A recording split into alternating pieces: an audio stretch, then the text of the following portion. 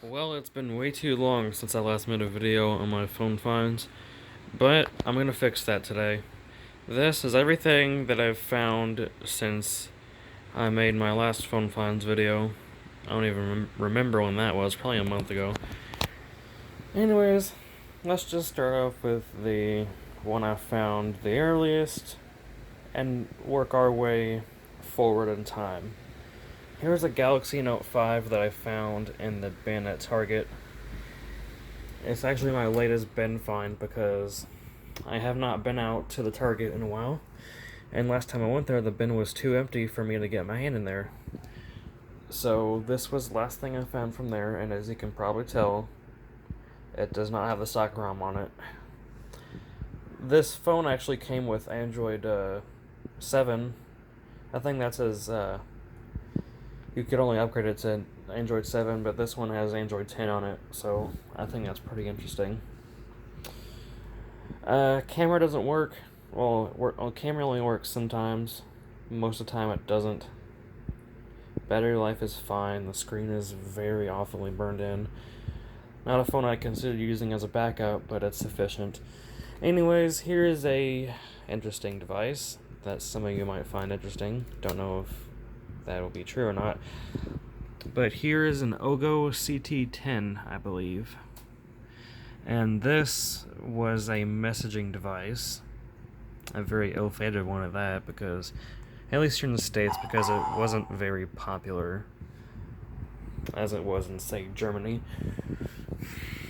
Yeah, think of a hip top, but with less than half the features. It's actually in really good shape though, so I think I got it for maybe $30 on eBay. Works fine.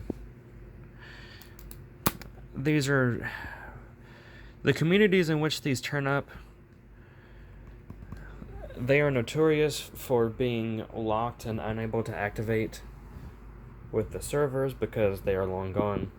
But this one has already been activated years ago, so it powers on just fine. Anyways, here is a Nokia 3595. It's on T-Mobile. Don't have a SIM card in it at the moment. I found this at a local thrift shop in my city, and when I first got it, it would not power on at all. But I took it apart and gave it a good isopropyl treatment on where the contacts for the bottom connector and battery meet with the board, and that mostly fixed it. It still is a little quirky, but it works for now. Now we got, from the same place, a Pantek Breeze II. It powers on as far as I can tell, but the battery that was in it was, of course, swollen, so I just got rid of it. And I'll get a battery when I can, which should be soon, but maybe not until after New Year's. We'll see. Anyways, here is probably the most embarrassingly bad Android phone I've ever seen. It's a ZTE N817, I think. I think it's called the Quest. It's on Q-Link Wireless. And get this. This phone was released in late 2015, has 512 megabytes of RAM, and a dual-core processor.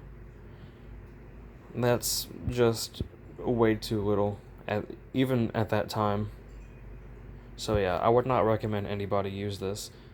Oh yes, it also runs KitKat, and it pretends to be not Jelly Bean, Lollipop. And once it's on, you'll see what I mean. But while we're waiting for that, here's a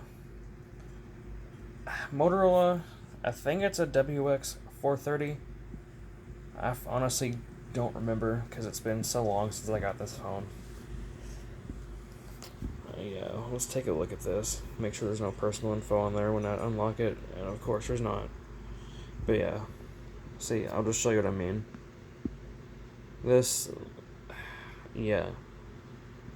It's pretending to be a lollipop, but it's not. How embarrassing. I get it was supposed to be a budget device, but geez. Here's the Motorola. It's on Boost Mobile, and I believe it's CDMA. I found this at a flea market nearby, along with this, and this. And I will get to these now. So, this is a Samsung SGH-X497 that you may recognize from my previous video about me ranting about lithium-ion batteries and why they are hard to get replacements for, I guess. But yeah, this phone powers on. It powers on when you have a battery inserted. I will show you the state in which the battery is now. I took it completely apart just to see what was inside of it. And it looks like it can be replaced relatively easily if you have the proper tools and you know how to do it properly. But I don't have the proper tools at the moment, so I'm not going to do that anytime soon. Regardless, the phone works. It works fine. Doesn't have any major problems, unlike the D357 I have, which the sound on it doesn't work, and it takes forever to boot, and boot loops all the time. Anyways, I digress. Here is a Samsung SCH-R261 and a Samsung SCH-U365. These are both CDMA Samsung phones from the late, probably not late 2000s actually, I think it's the early 2010s. And to be honest, I can't say I'm too much of a fan of the interface of these. Kind of sucks, and this was at the point to where they started really cheaping out with these types of phones, because smartphones were already out, so these did not have a reason to be good anymore. So the quality control just went through the floor, suffice it to say. Yeah. Okay, now on to the more recent stuff. Here is a Kyocera Duramax. Assuming that it even is charged. Guess not. Oh well. Do I have a charger for this? Oh. I'll plug it up real quick. Just put one into my computer and the other and it can go to the phone.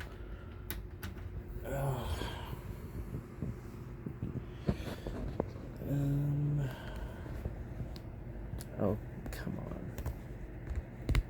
There we go. Okay, I guess it doesn't want to come on right now. Maybe it's doing the same thing that the DureX T was doing, where it just doesn't want to come on for whatever reason, but it actually works. I really don't get it. Okay, let's see if a battery swap fixes this. I didn't want it to be this long, but I must prove to all of you that I did not get a dud phone. Yeah, see, look, there it is. It works. To be honest, these phones are so alike that I don't even know if the battery covers correspond to the phones from which they came anymore.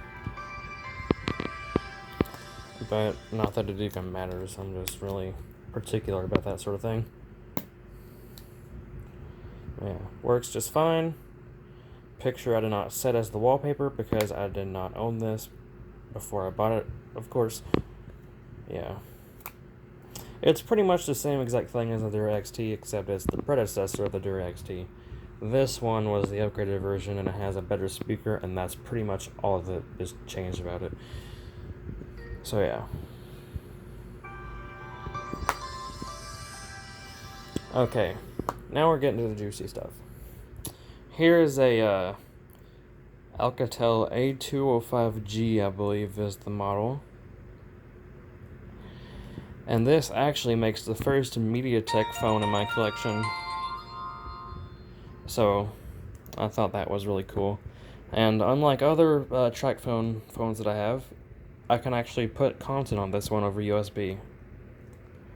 The other ones I have don't have such functionality as that. In fact, one of the track phones that I have doesn't have USB at all. It's just crippled and it doesn't work at all. But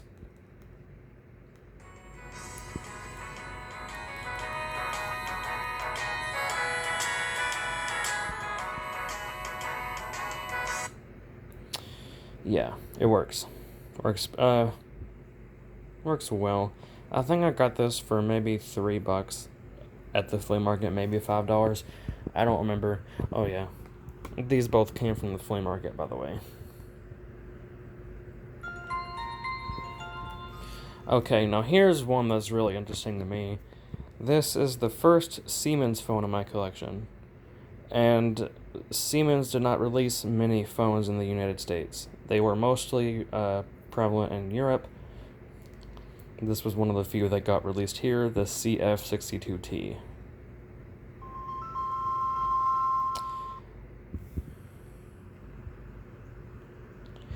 It's pretty basic, but for what it is, I think it's interesting. I got this for, I think, $15 on eBay. I actually don't have a charger for this, so I have to charge the battery manually, so, you know, that's fun. But I'll get a charger when I can.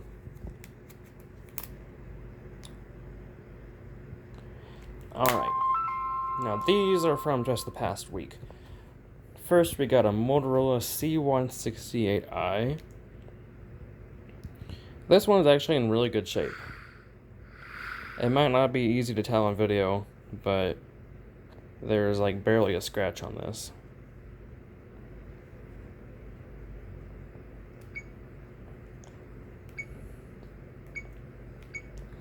Overall, a very basic phone, but it's very interesting because reasons. Well, if you know me, you know that I am very interested in MIDI synthesizers. This one has a OKI ML2871, which was not seen in many phones that were released in the Americas, or at least in the US. And what better way to complement that than to not be able to load any sort of MIDIs on this at all? Yeah, okay. I picked both of these up from my local flea market for $20 for both of them. This is a LG VX5400, and it works, it powers on and stuff, but it suffers the same fate as this phone, which I find to be surprising. The battery just doesn't work. The phone works, but the battery does not, so I need a new battery for this phone. Anyways, last but certainly not least is the LG VX6100. And this is one that I got from eBay for like $5, literally.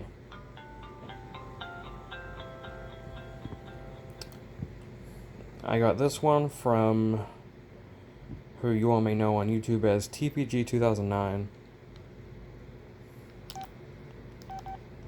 He sells all his phone finds on eBay after he records the ringtones off of them. So that's where I found this. And of course, I had to see if I could use BitPin with it, and of course I was able to.